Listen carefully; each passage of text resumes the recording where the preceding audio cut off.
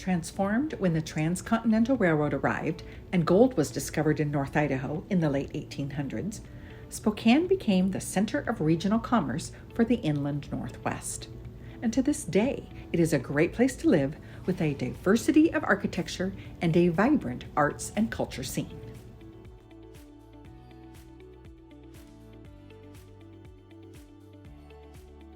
Just minutes from downtown, in the University District, New Moon Gallery was founded in 2012 as an art collective, which features the unique and whimsical contemporary works of some of Spokane's finest established and emerging artists.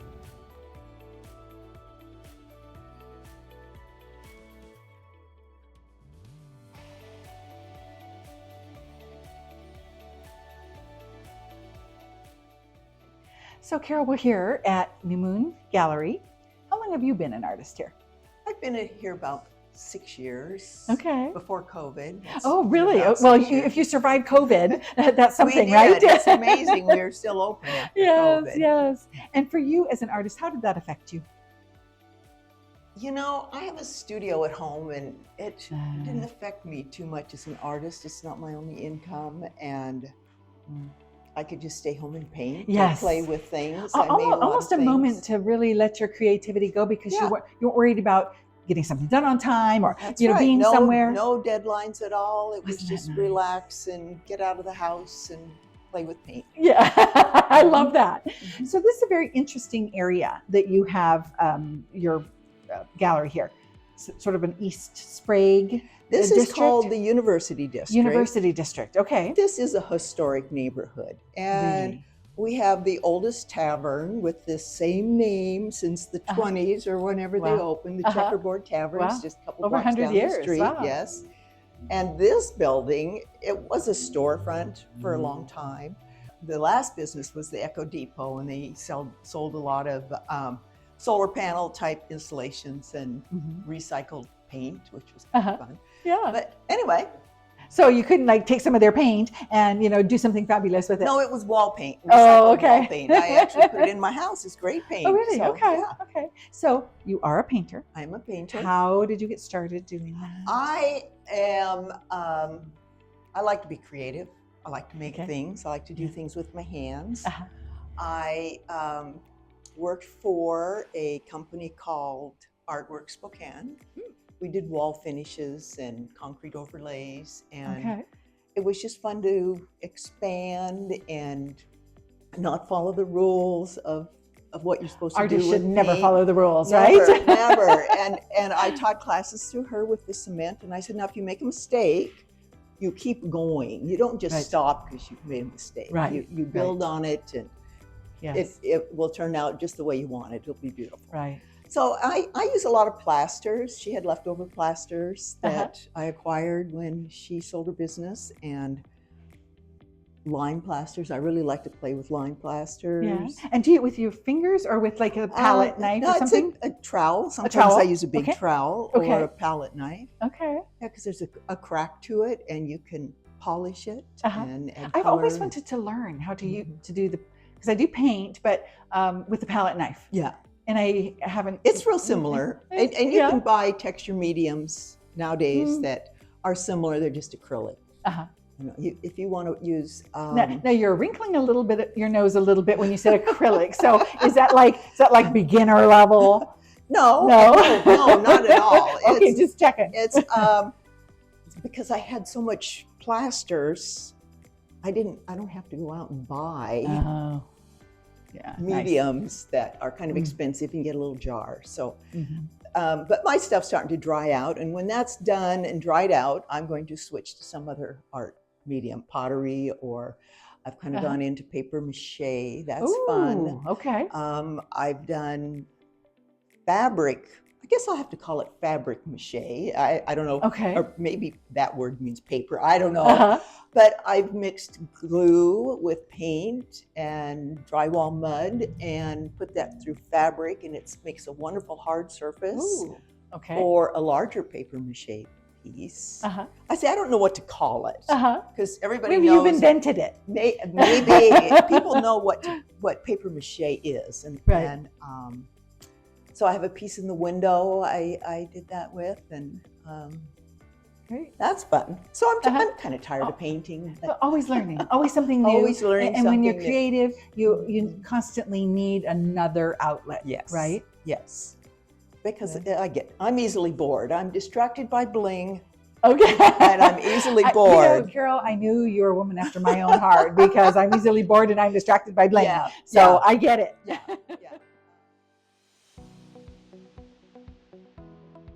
New Moon offers classes with some of their artists in an eclectic mix of mediums, and something I'd like to learn is how to felt with gallery owner Michelle Mockery. So you, Michelle, are the owner of this gallery. Right. So how long have you been the owner? I've been a gallerist in the area here for about 20 years. Okay. This is my third location. Okay. And we've been here for 10 years. Wonderful. Mm-hmm. And then how long have you been an artist? I've been an artist probably since I was a child. Okay. Even though you didn't know it then, it flowed out of you. Well, my brother was an artist and he's older, so I'd always watch him and he'd show me different things. I used to do painting and all types of things, but I found fiber and fell in love with it. Yes. And that's where I stayed. Well, I can see why. Some of these pieces behind you, they're so full of color, so full of life. So you said you got into fiber and you never left, but what was it that drew you in the first place? Well, I think in the first place, my grandmother, and she used to collect all kinds of things, buttons and little odds and ends and all kinds of fabric and wool, and I would play with it as a child, and I just loved it. It's, the feel of it, the text, it's all about feeling. It is about texture, isn't it? You Yes. take these pieces like that, just feel that. It is so yummy. Right. And the colors. Yeah. The colors are so yummy. Yes, beautiful oh my colors. goodness, I could drape myself in these colors. Yes. You look great in all of them. Thank you. So tell us a little bit about the process, because obviously this is just like the raw fiber, right? This is very raw. This is right from the sheep, right? And then dyed, of course. Mm-hmm. And in the process, I'll put this down so I can kind of show you the different ways of doing it. Okay, to start with, let's say you're going to do a big shawl. So you can just kind of hold that up. Okay. And the process is that you start with a piece of felt, and you have to take these tiny little pieces about that big, and you start putting them down over and over on a vertical and then horizontally. Okay. And you do that about 4 times. Wow. And then after that, you turn it over, and then you do the other side. And then after it starts to actually get wetted, and you do that with soap, then you start the process. And that's the hard part, because you have to roll it, and you have to keep rolling it different sides over and over again for about 150 on each side. Wow. Until your arms almost fall off. Oh, no. And then after it'll start to come together, and you start to feel it forming an actual material. And then after that, you take it and you start throwing it. Oh no, that's got to be fun. You don't get in trouble and for throwing stuff down. And you step on it and you go across the room. And, you really have fun with it. Right? And what is that doing when you're throwing it? What are you trying to get the fibers to the connect? Fibers are all connecting at that point. Now there's different ways. Like this, for example, starts out with a piece of silk. Ooh, okay. And then you start putting the fibers on top of it. See how light that is? Very delicate, isn't it? And then maybe you'll take little pieces of silk or some yarns, and then that starts that whole process. And then when you're folding it, you can see the other side. It starts to come through a little bit. You can start to see. So it's pretty on both sides. Yes, and this is silk, and so it's really, really strong. Wow. But also almost has a little bit of stretch in it. A little bit of stretch. Yeah. And it depends on the type of wool. The llamas, there's all different kinds. And then this you can tell is a lot thicker. Yes. And then it's a completely different texture than that silk. Right. And with this one, I start to embellish. I'm not even finished with it because I start embellishing all of these pieces here. Beautiful. So these are scarves, but you also have like wall hangings. This almost looks like multimedia to me because it's not just fabric in this. No, it starts out with a wet felted piece, and then we do what they call needle felting. And you take this barbed needle, and you just cut between it in and out and in seen and that, out. yeah. Right. Almost like stitching. It's not, but it almost looks like it. The bad part about it is you never want to stick yourself with it. And I did my have you leg done one this? time. Yeah, I was like in front of the TV, and I'm working on it, and I kind of dozed for a minute, just went jab. Ooh. No. And when you pull it out, it has a barb, so it just takes. Ouch. Well, lesson learned. Yeah. Right? But you haven't done that again. No. But this is just, and then I do embroidery, and like for example, for this one, it's all yarn embroidery. And this one I usually do when I'm driving around in the car. Not me driving, but my husband. I was just going to say, you're trying to drive with one hand and do your yarn. So this is beautiful. Wow. Thank you. But I do hats as well. The one that's on the I will take it off and we will have a look at it. Yeah, so these are all done by hand. I don't like to use a sewing machine very often, so most of them are all hand stitched. This is my sister-in-law. Would love these colors. She's a redhead, and it would look fabulous on her.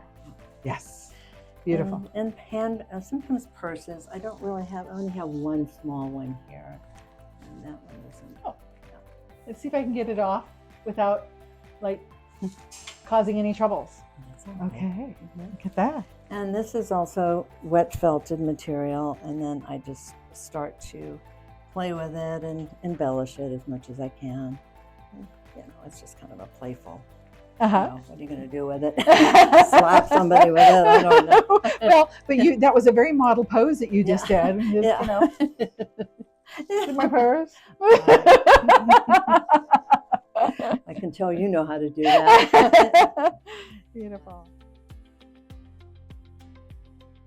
For inspiration and creative gift giving, look no further than New Moon Art Gallery for original fine art, handmade crafts, eclectic home decor, jewelry, and clothing made by local artists.